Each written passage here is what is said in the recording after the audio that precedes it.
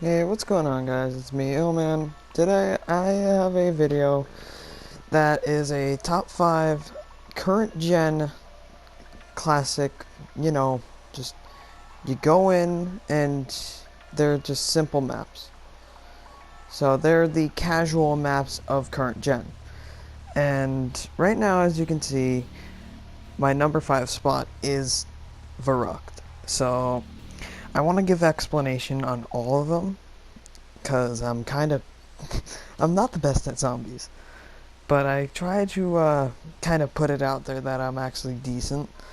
So this is me playing Verrucht solo, um, and I basically am showing everyone that how easy it is to get to power and to get everything on all these maps.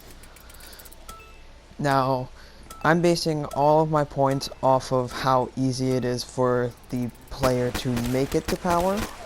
Now, yes, for Rucht, it's very easy, but I always depend on players. So will your teammates always buy the door? Unless they're nice, sure. But unless they are complete assholes, fuck no. They are not gonna buy the door because they just want to save up their money for Jug so that they can buy one door. They're probably gonna buy one door. And Verrucht, you're split, so you got two halves on people just going and playing Verrucht. Which, I'm sorry, no one plays Verrucht unless you gather a bunch of friends. Now, for solo, you want to gather points with any weapon. I chose the Shiva, simply for its headshot multiplier. And yeah, so I'm literally in all of these clips just gathering points and just making it all the way to power the fastest way I can. Which, for Ruck, there's only one way because I got stuck on one side. Now, I didn't want to buy the door right there because I wouldn't have had points for the next door. Now, Verrucht. It is the first DLC on World at War. It got brought into Black Ops 1 as with the Resurrection pack, and for Black Ops 3 came with Zombie Chronicles. Now, when I say I'm basing these all on, you know, how easy it is to get to power, the player has to decide. And you'll see later on in the video how I explain some of my choices. But yeah, see, I make it all the way to power. Easy peasy. I turn on power. And I go for one more round before ending the clip. For everyone. So, I mean, that's how it all goes. Yeah, I got the nuke one. You see, I check it there. I was like, oh, I only have 3 left. Kill all the zombies there, and then I spawn in another one, I think, and I wait. I think that's when the clip ends, and we lead on to the number 4 spot. So, that's it for Verrucht. It is a good map, but it's getting terrifying. And at our number 4 spot, we have Ascension. Now, Ascension, to my belief, is also a map that you have to know how to play well. Now, solo, if you have the Rev Easter egg done, you have the RK5 and the M1911. But we're talking casuals. So for casuals, you want to just go through the rounds normally. I think by round 5, you'll have enough to go the way I went and easily have power on. Now, the way I play some of these is really confusing. As for the fact that I am literally dumb and I get almost triple swiped on a later pick. Now on this, it's round 1, easy peasy, you know, got the first door open now. Oh, screw what I just said. I think I clicked it, but I didn't hold. Because you have to hold. And I go up here to get the jug money, and then you just go from there. But in this area, for how compact it is, and it being round 2, I just knifed. But, alright. It's time to explain. Alright, so on Ascension, solo, you want to either go this way, or you want to camp in the starting room with an RK5 to gather a lot of points, and then make it up that way. But for the quickest route, you go this way since it's all the same building, and you can gather points real quick. And funny part about all these clips, I never talked once, hence why I'm recording audio over this. I literally had to plug in a headset that didn't work, or didn't have a mic, so that I could record all these clips. Even if I talked once, you would have heard it in the clip. Because I want to keep all the audio of the game in, like it was like a stream or something. But I didn't want to make it seem like I was, you know, talking and then having to go to a separate clip at the exact point where I talked again. That would have been just a painstakingly long process. But on Ascension, 4-player, 3-player, 2-player, you need points to get to every door, and it's going to take a little while. But for me, I kind of had enough points to make it to power.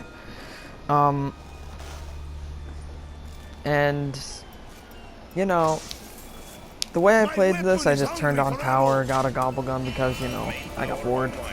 But, I think that's it for Ascension. For all casuals, it's a casual-friendly map. It's really fun, and with friends, could be a huge blast. You know, camping and, you know, making it everywhere. But we move on to the next one, which is the Giant. Number 3, the Giant. It's a Darius remake. Now you're asking, why wouldn't I put this at number 2? With playing it off of players, I'm going based off of people who can be greedy, but also decide, hey, if we want to actually win, we go this route, and I'll actually buy the door. But on the Giant, it's Darius, just with snow in it. You know, but solo, you want to always just either shoot a little bit. I overshot a lot of my bullets. But you want to go for some headshots, as the pistol on round 1 can get a lot of headshots. And you really want to make sure that you actually play your cards well, as well. And also, for 2-player, it's your choice on which door you go through. It's either the classic Thompson double barrel way, or what I always knew it as until the Giant went in and fucked it all up. Or you go carbine way and just wing it, as, you know, it's your choice. You don't have to exactly go one route like on Verrucht. And also, 4-player is abysmal unless, you know, you have good teammates. So, why it's ranked at number 3 is because of the abysmal 4-player experience. I gave up and didn't want to do 4-player as it was going to be difficult getting all the doors open and keeping the time on all my clips, so that this wasn't a fucking hour long. But overall, the Giant is a fun map, and it also brings back some of those, you know, Darius memories if you want to really go on to catwalk strat. But if you really want to play to get like a world record, do not play this with friends unless you are completely coordinated. which is also it's a lot to do if you want to be coordinated and get everything done by like round 2 or 3. Now by round 3 I did have everything unlocked because I played my cards right, even though before I almost died. But I was playing my cards right and I played it well. I just turned on power, and we lead to our next clip, which is number 2. You may be questioning, why Spaceland? So zombies in Spaceland depends on teamwork for 4-player. And I did this with 4-player to show you the experience. So this guy wanted to say "you" to me and completely deny me the 4-player experience and fun. But all you have to do on Spaceland is buy the doors that lead to the teleporters, turn on all 4 power switches, which I shoot or knife all power switches so that you see where they are. You got one in that hallway, you got the teleporter right here that you link up, and that's number 1. Then you either go this way or you go Polar Peak or Chromosphere. Now the Astrocade right here, this guy, like I said, he bought all the doors. There's the thing right there, power switch. The teleporter activates and you go through. But then you have the next area, which is just, you gotta remember how to play the map if you want to play it with teamwork. But on solo, all the doors are $1,000 to get to the initial areas of, you know, the central areas to the teleporters. Now, I would have included my solo clip, but we're not gonna talk about what happened. I would add a funny clip of, okay, it's obvious. I fucking died on the 4th teleporter.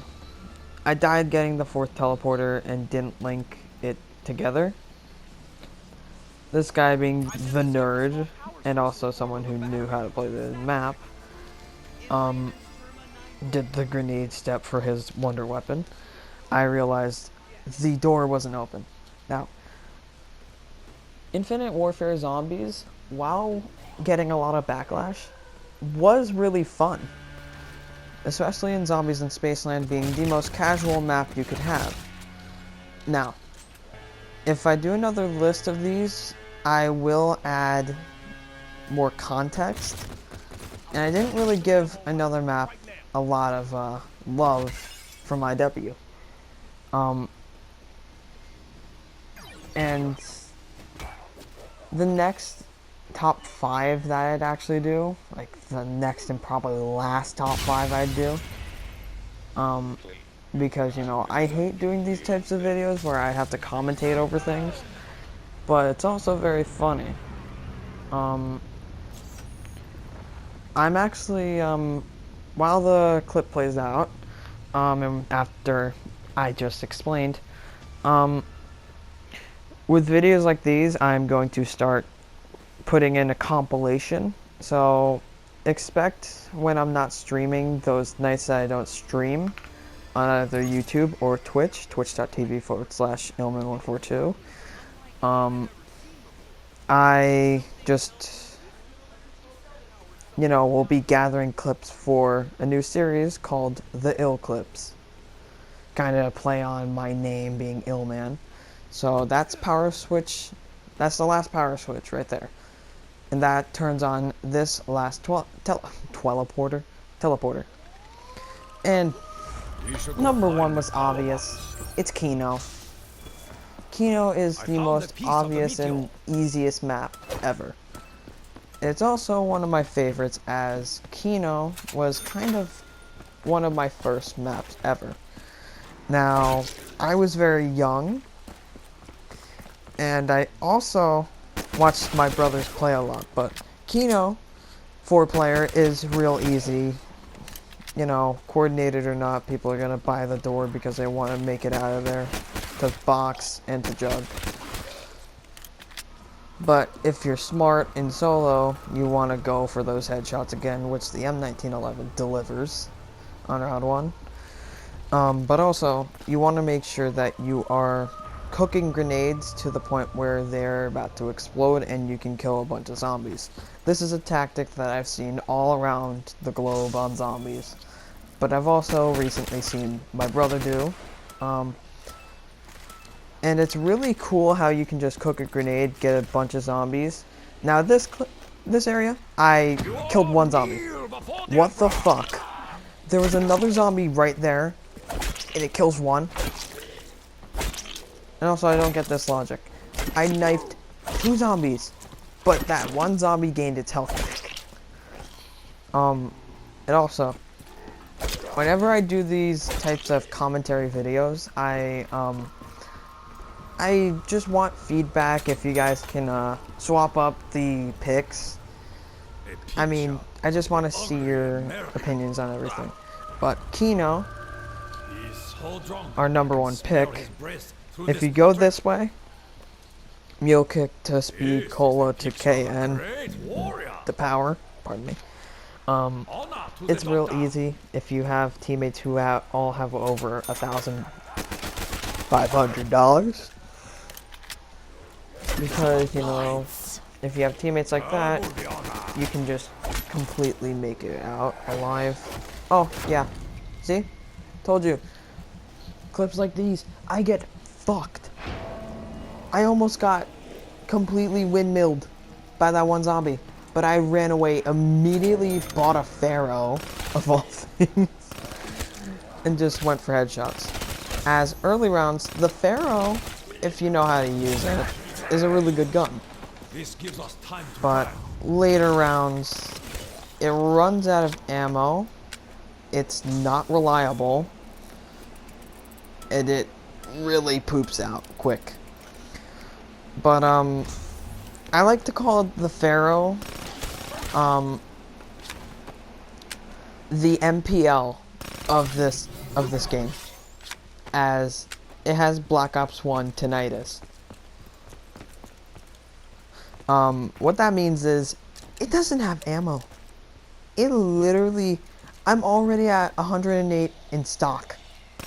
It comes 40 and 160. This thing does not hold ammo for shit. And also, when you're trying to go for solo, if you want to do a Kino round 100, do not camp jug. For the love of God, do not camp jug, as it will not get you anywhere. Also, if you want to ever play any of these maps, either A, play Black Ops 1, or Infinite Warfare, or Black Ops 3.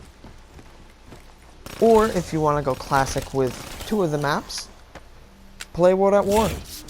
World at War de East is a fucking shit show if you don't have, if you have the Wonder Wasp and Jug combined on high rounds. And if you shoot the Wonder Wasp, the glitch happens where you lose Jug, the Jug effect, but the perk icon stays.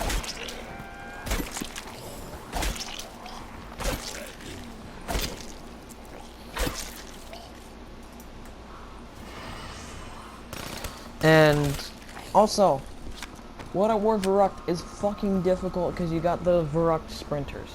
But anyways, I hope you all enjoyed this video. I hope this was informative somewhat on my opinions on these maps.